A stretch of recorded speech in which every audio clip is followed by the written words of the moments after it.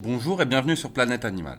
Aujourd'hui, on va vous parler de 10 plantes qui peuvent tuer votre chien afin que vous vous assuriez qu'elles soient toujours hors de portée de votre meilleur ami. Allez, c'est parti!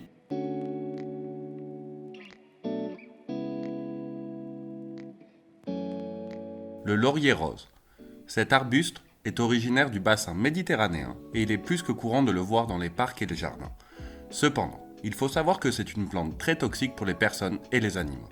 Sa toxicité est due à la présence de glycosides cardiotoxiques qui produisent de graves altérations cardiaques en affectant la pompe sodium-potassium des cellules cardiaques. Les symptômes associés à l'empoisonnement au laurier rose apparaissent dans un court laps de temps après l'ingestion. Plus spécifiquement, vous verrez apparaître des vomissements, une hypersalivation, des contractions musculaires, de la tachycardie, un coma et même la mort de votre animal. Digital pourpre, c'est l'une des plantes les plus toxiques pour les chiens.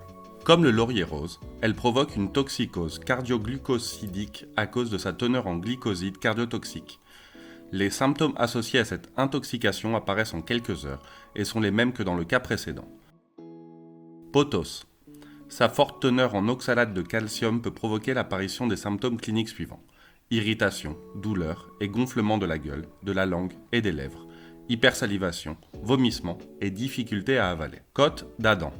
Il s'agit d'une plante grimpante tropicale qui est devenue populaire ces dernières années dans les maisons. Comme le pothos, elle contient de l'oxalate de calcium qui peut provoquer une intoxication avec les mêmes symptômes que le pothos.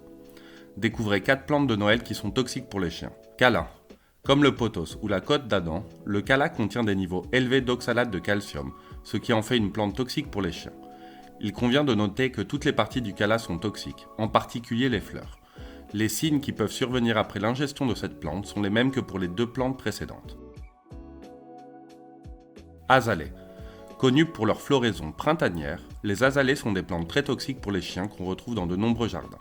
Toutes les parties de la plante sont toxiques, mais les feuilles sont particulièrement nocives. Les azalées contiennent de l'andromédotoxine, un composé qui provoque une cardiotoxicité en perturbant les pompes cardiaques sodium-potassium. Les symptômes apparaissent 6 heures après l'ingestion. Il s'agit de nausées et de vomissements, d'anorexie, de dépression, de faiblesse, d'incoordination, de paralysie des membres, de dépression cardiaque, de coma et même de mort.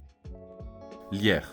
Bien que moins dangereuse que les autres plantes mentionnées ci-dessus, elle est également toxique pour les chiens. Sa toxicité lui vient de la présence d'édéragénine, une saponine triterpénoïde capable de provoquer des vomissements, des diarrhées, des douleurs abdominales et une hypersalivation. Votre chien aime manger de l'herbe et des plantes? Découvrez pourquoi dans la vidéo suivante. Aloe. Vous serez probablement surpris de le trouver dans cette liste, car il s'agit d'un remède naturel couramment utilisé en médecine humaine et vétérinaire. Toutefois, il faut savoir que la sève d'aloe, une sorte de latex jaunâtre que l'on trouve juste sous la peau des tiges, est toxique pour les chiens. Sa teneur en saponine et en anthraquinone peut entraîner une intoxication. Les symptômes sont les suivants: vomissements, diarrhée, douleur abdominale, hypersalivation, léthargie et conjonctivite. Dracæna. C'est une plante ornementale très courante dans les maisons car elle magnifie son intérieur. Cependant, elle est aussi toxique pour votre chien. Le composé toxique du dracæna est la saponine dont l'ingestion provoque l'apparition des symptômes suivants: vomissements, anorexie, hypersalivation, dépression et dilatation des pupilles. Cycas du Japon. Ces petits palmiers, que l'on trouve souvent le long des côtes méditerranéennes, ont des graines qui sont hautement toxiques pour les chiens. En effet, l'ingestion d'une ou de graines seulement peut être fatale. La phytotoxine contenue dans le cycas du Japon, appelée cycasine, est hépatotoxique. Son ingestion entraîne une insuffisance hépatique, des troubles de la coagulation et la mort de l'animal. Les principaux symptômes cliniques associés à cette intoxication sont des vomissements, une diarrhée sanglante, un jaunissement des muqueuses, une augmentation de la consommation d'eau, des ecchymoses et la mort. Si vous souhaitez continuer à en apprendre toujours plus sur les soins des chiens, ne manquez pas la playlist suivante.